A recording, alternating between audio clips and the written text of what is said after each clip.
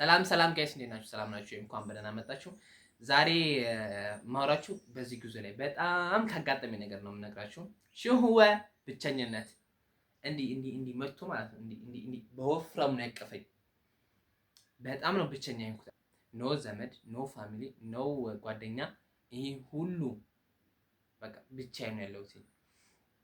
እና አንዳንዴ ምን አዳምጣለሁ መሰላችሁ? ይቅር ይበለኝና ብቸኝነት ሰው ቢገልማ ማን ይቀራል በዚህ ከተማ አብዱኪያር እና አንዳንዴ አዳምጣለሁ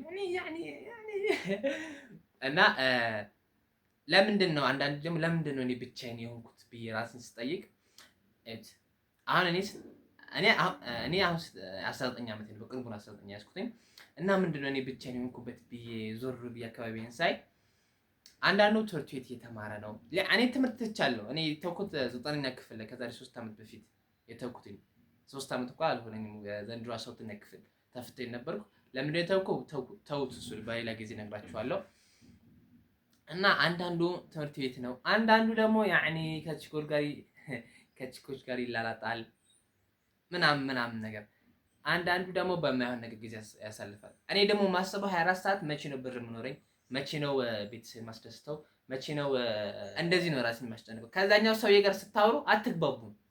ወላሂ ቁስም ቢላ አትግባቡም።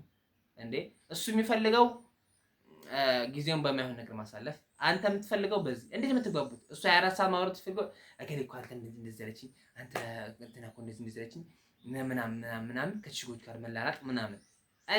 እኔ ደግሞ ይሄ አይመቸኝም። ገባችሁ? እና እንደዚህ ስለሆነ ለዚህ ነው እኔ በቃ ብቸኝነት የምሆንበት ምክንያት። እንደዚህ ከሆነ ይሁን የምንሆንበት ጊዜ ይመጣል።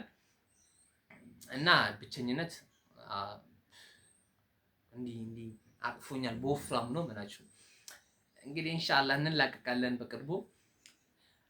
አንደኛው ያጋጠመኝ ነገር ይሄ ነው። በሌላ ቪዲዮ እስከምንገናኝ ድረስ አንድ ያድርገን።